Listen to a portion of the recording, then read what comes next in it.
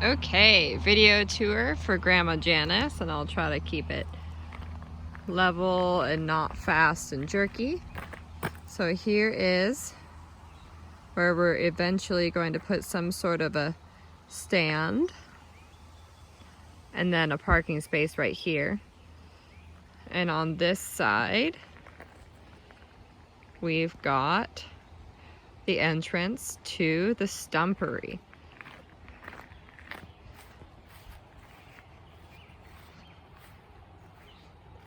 So we've got the cardboard laid down now, and we've got a salmonberry bush, transplanted salmonberry bush, sword fern, and sword fern, and those are from my sister-in-law, Jess's sister, Heidi's house. And here is the beginnings of my mushroom farming experience. I need to do another round deeper into the woods, but we've got some holes there, some holes there. I've kind of just marked the trees that have the experiment going. Some of these, I think the sawdust came out, but a lot of them looks like they are still in the hole as plugs, which is good. That's what I want. This one has a few different locations on it that were drilled. There's some down the side. You can see that's the dust from this area.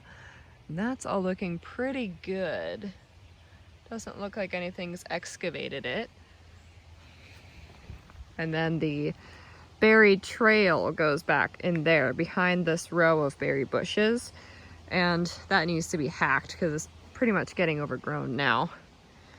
Now we're proceeding to the front of this big wave of berries. I'm just gonna walk us along to the exit here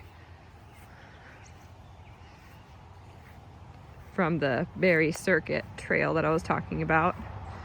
We've got some salmon berries coming into ripeness. There's a ripe one in there. So I'll start going down this row and getting them for my smoothies now that we've got most of them ripe. I think the birds are getting the early ones. And then we've got what I think are thimbleberries, I'm not sure. But these taste like absolute dirt, but I imagine they've still got nutrients, so I'll be picking those and putting them in my smoothies as well. I think strawberries make for the best smoothies, to be honest. I need to grow a crap ton more strawberries. There's some ready to ripen. You can tell there's another ripe one back there. We've still got some that I just need to get in here and pick. The birds keep getting them.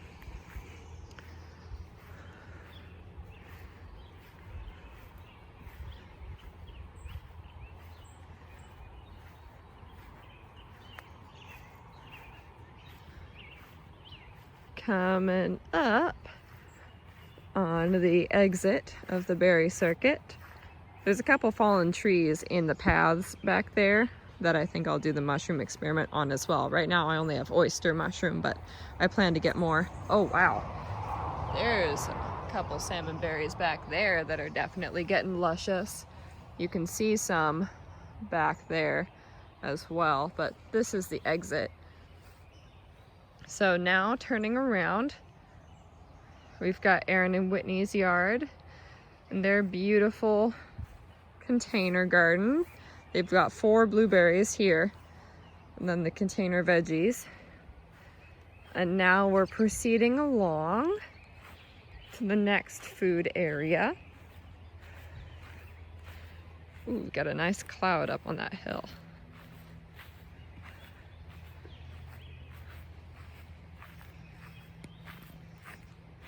And if you haven't seen this over at the coop, this is their picnic table. Their chicken picnic table. Here is the beginning of the food production area, and that's going to be another video that we'll do later today of the flower garden, but our food garden kind of starts here. These are peas that we planted in January, I think. and then planted in this box the beginning of March. Not sure, but they're still producing. Now we're kind of just shelling them.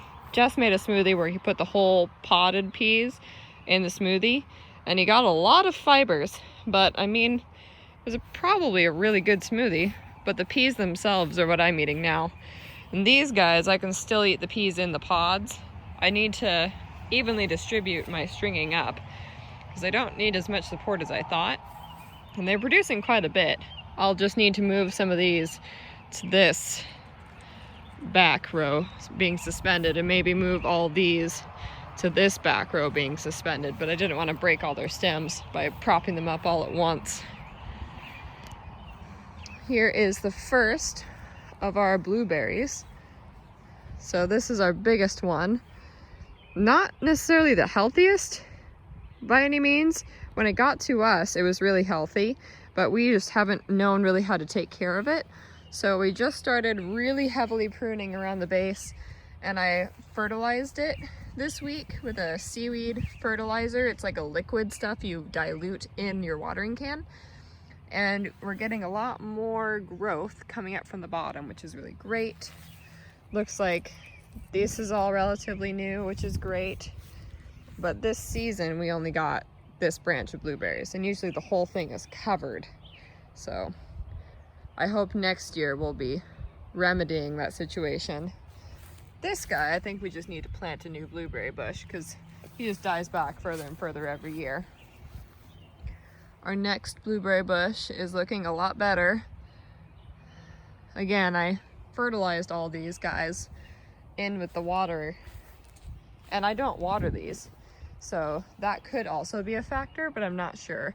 I'm seeing if the once or maybe twice a season fertilizations kick in. Like if I start fertilizing them in March, I think that they'll actually produce berries.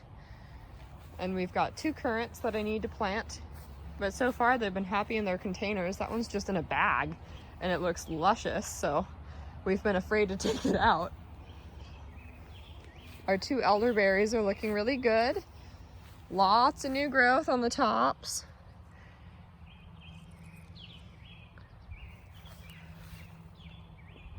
That one's getting a little bit bigger.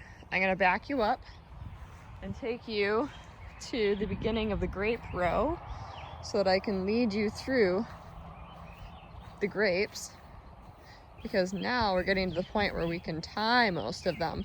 This is a good example. Usually the woodiest part will go up and then the side shoots will go side to side, but this one had already been trained like this, so we let a side shoot grow up to the next level. Yeah, this one, the woody bit, is the shoot in the middle, and that's gonna continue up. That's our neighbor's chicken sign. It says, "I see you," and it glows in the dark, and we have a duck that looks at them from our yard. There's our tiny grapes. Some of them are looking quite plump. I'm pretty excited. I'm hoping they stay. Got some strawberries. These are white strawberries down here. They haven't flowered yet. I think they're getting established. They were planted late last season. But here's the grape row.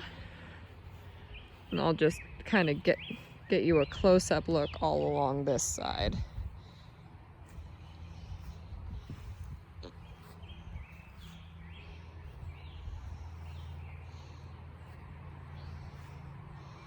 This guy got tall. Oh boy. We need to put that 6-foot wire up. Oh, more grapes. Come on. Focus. There we go.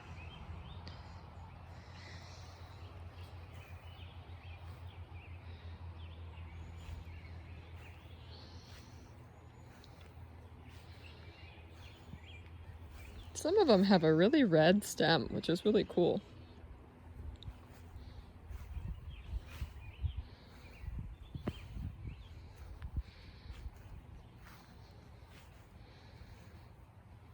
I've been snipping the side shoots that have developed on these.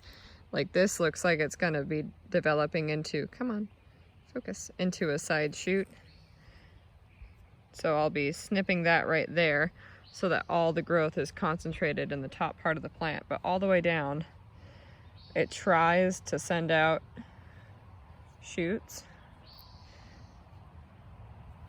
and I have to snip those. Even down to the bottom there's a bunch of them that try.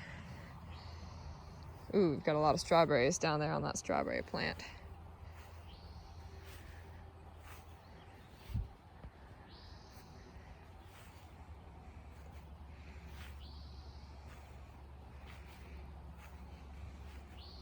Just weed whacked a lot, so that's been really nice.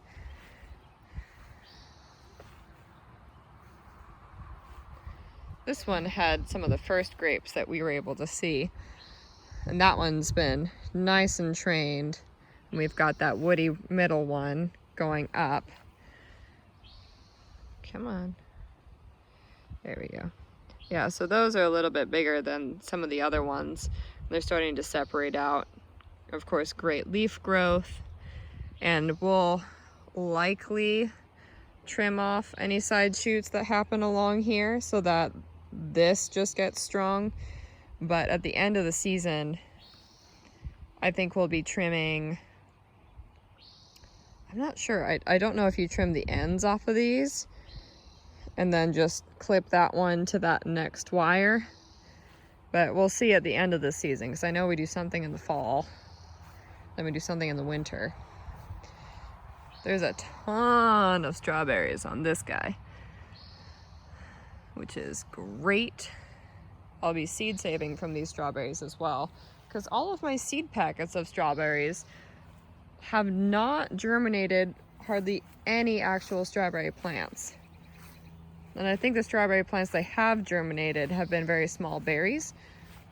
So definitely something to consider. This is our garbage zone that we need to clean up. We're slowly channeling all of our junk. We left some foxgloves and other mysterious flowers. That's a stack of pallets that we're going to use to make compost bins, so to speak, or rather parking spots. But right now we're going to use it to harvest all the blackberries that grow higher than we can reach, because this is a primo zone. And something that I forgot to go to the last time is our raspberries, and they're almost starting to get ripe. Really exciting. So we've got a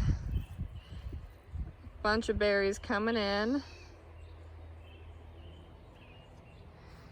We've got new shoots coming up out of the ground, which is really exciting. That's really where the money is.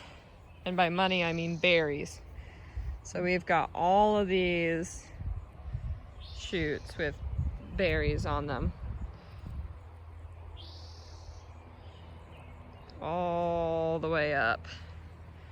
And all of these guys. And we've got several of them. Like every few feet we have more planted.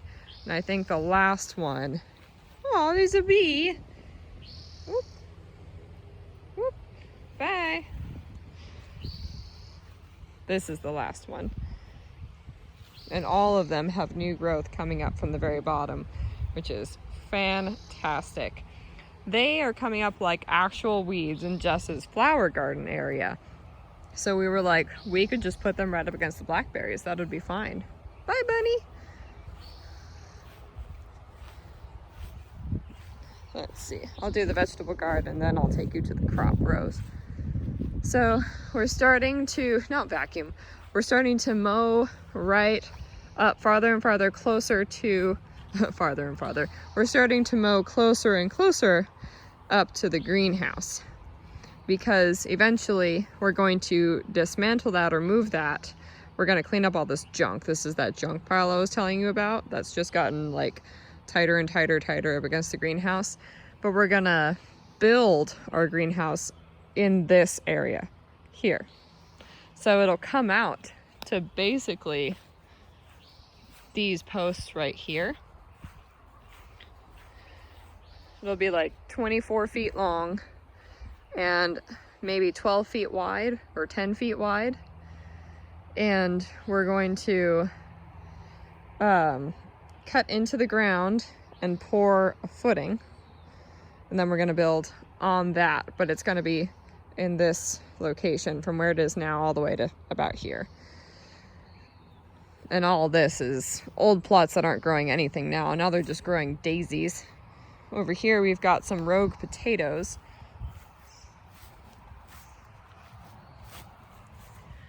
That have come up because I planted potatoes there once upon a time. Inside the actual greenhouse, we've really worked the system to our advantage. We've got the compost bin right there. We've got this water bucket that we fill and we just dunk and water out of, or water in here. And in here, we're almost out of the greenhouse, which is really cool. We've got, ooh, there's algae growing in there. We've got trays of starts, and one tray, I think this one actually, this is for a friend. She just started her garden, and they haven't been able to get out in the garden very much because her husband is going through chemo. So they got dirt delivered, they got beds set up, and I was like, well, I've got extra seeds. You want me to do some starts? So I've got peas on the left, then beans, spinach, kale, lettuce, 2 kinds of tomatoes, a tomatillo, strawberries, and you can see the strawberry row pretty much one germinated, and I was surprised. Might just be grass. Sunflowers, beets, and Brussels sprouts. These are cantaloupe and watermelon. I don't know which is which, but I'm just letting them establish in here where it's warm.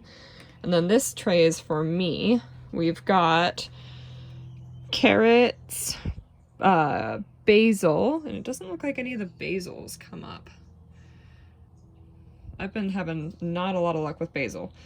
Brussels sprouts, beets, 2 rows of beets because I need me some beets. Tomatillos, which are coming up, cilantro, parsley, spinach, dill, lavender. Ooh, our lavender is coming up. And sunflowers on the very end there. And there's nothing in this green pot. I'm not sure where it's going.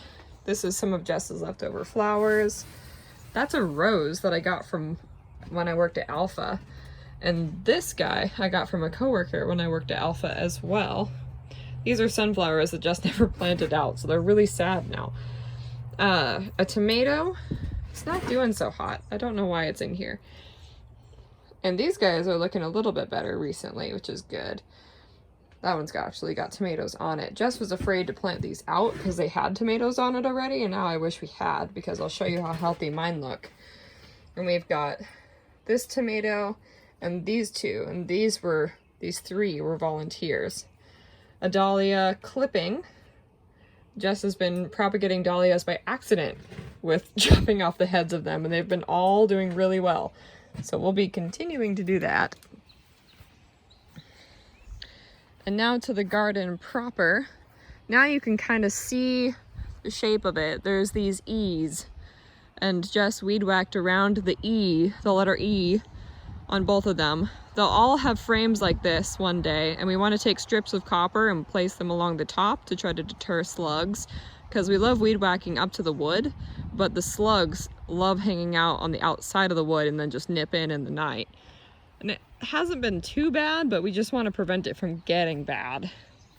These are white onions, yellow onions, and red onions. These are the found, we don't really know what's, possibly garlic, possibly onions, from the ground before we put the patches, these E's in. Ooh, pardon me, in. Coming around, we've got broad beans, which I see now do not need support. They grow kind of like a stalk in a bush, so I'll be reorganizing what I plant where. We've got random tomatillos, which are still clinging to life because they've got like 8-foot long stems now with very little to show for it. And what I suspect to be bush beans that I also planted unnecessarily up against this trellis, so that's interesting. We'll be planting probably some squash here and hopefully growing them up. And I'm not sure I want to keep this here because I like looking at the garden from that window. So I think I might move this once the squash season is over. We've got sweet potatoes that are continuing to grow. I'm not sure how well they'll do, but snakes also hide out in here, which is really great. We'll come out in the morning and they'll be sunbathing on the black plastic, and then when we walk up, they slither into the holes. So I don't think there's any mice in there, or slugs or frogs or any small pests. And this is our tomato patch and asparagus patch and ground cover of strawberries, and it is doing way better than anyone could have ever expected. We've got Little Napoli, which is a Roma tomato, but it's a dwarf variety in the front going around the corner. And then we've got cherry tomatoes in the second row, and we've got beefsteak tomatoes in the back row. And of course, strawberries planted intermittently throughout. And right along the back, you can see the asparagus coming up all the way back there. So all the way back to that corner, and then all the way on the back side of that second part is also asparagus. And three kinds of tomato. And wow, we've got a little tomato in there. But when we planted these, only the dwarfs had foliage all the way down. The other tomatoes were basically stalks with a head of leaves. And now all the stalks have bushed out. And it's just amazing. Here's a good example. I planted all of them a foot deep, but just imagine only there being that much foliage, like from here on up, and this all being a bald stem. And I planted it pretty much in with unrotted manure and a little bit of topsoil. And that was the whole question. Would they react negatively or positively to the topsoil and heavy undecomposed compost? Would it have liked less rich soil, less hot soil as it were? But they're doing exceptionally well. Like this guy is sending off a shoot with more flowers like 2 inches off the ground, so I really can't complain there. And like this strawberry is doing absolutely phenomenal. It's huge. This leaf is like as big as my hand. And the asparagus is very, very happy as well. I'll take you around the back to look at the asparagus. The tomatoes all pretty much look the same. Most of them are bearing fruit now, which is insanity. Fruit. I think by the end of June we'll have our first crop of tomatoes, so we're gonna get that pressure canner going pretty soon. We gotta order it. And like here's some examples of asparagus, and they used to have just the thinnest stalks, and now they've got really tall, really wispy, kind of like fennel stalks, and we're just gonna let them go. This is year 1 planting, I think. Like they're not a full year old. They'll be a full year old in January. These are 6 months old. And I also have crowns that are still in little 4-inch containers that are about this high in the cold box. And those I might give to our neighbor Whitney as 1-year-old crowns, as it were. You can see how many little new guys are coming up here. And they're a lot thicker than their parents every time. And they've got more shoots coming out every time. And they're all looking just so happy. So that's a major success story. The indestructible kale that lasts throughout the winter. One tried to bolt. Oh, here, this one. This one tried to bolt and just twisted it off. And the plant's looking great. They're all looking great. We twist off one outer leaf at a time. Or like we twist out the outer leaves at a time, I should say. And if any of them start to bolt, we just twist them off. It looks like a little broccoli floret, and we put them in our smoothies or just eat them right there. I've discovered that I can't stand the taste of chard.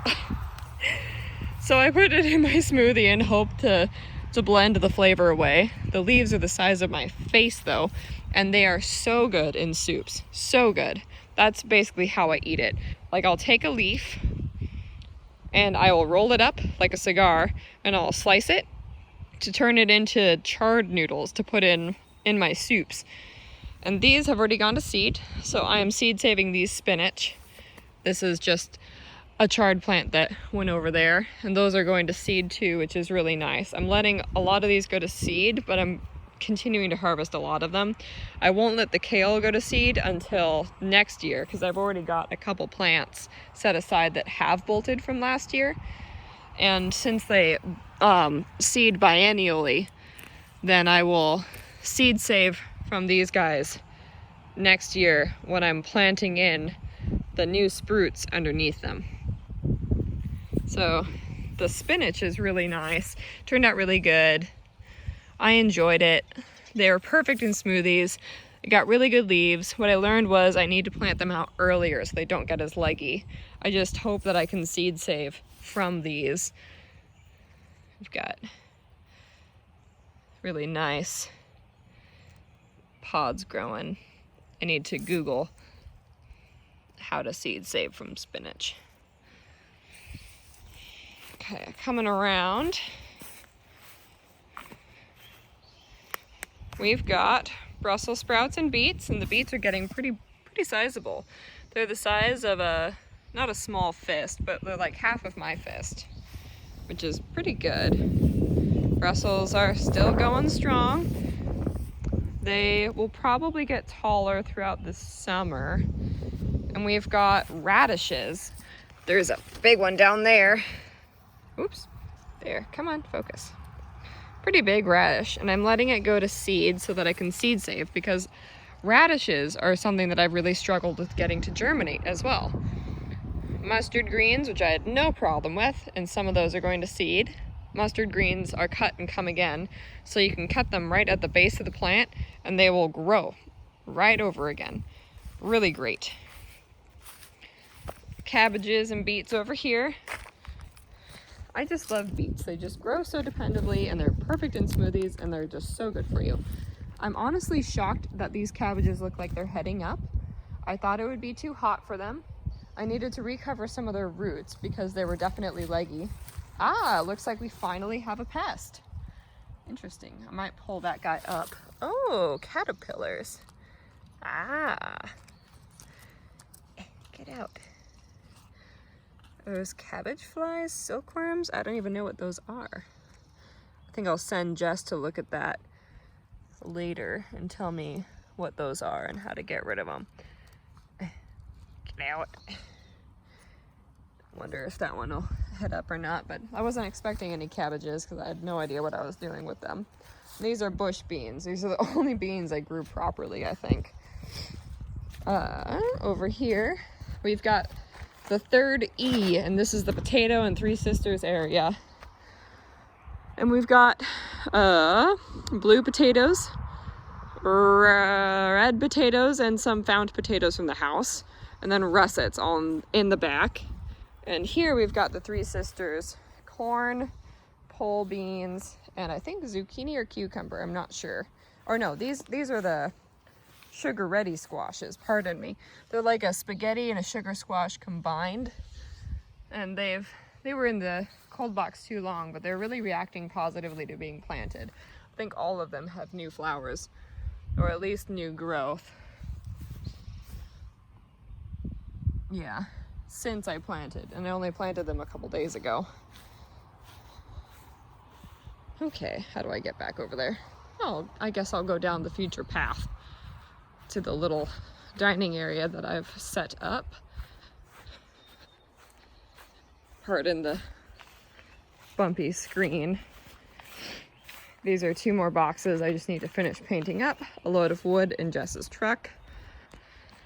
A bunch of cardboard we need to figure out if we're going to use or store or what. But this path is going to be graveled until it connects with the driveway, which will, all this will also be graveled. We need like 4 more of those dump trucks full of gravel.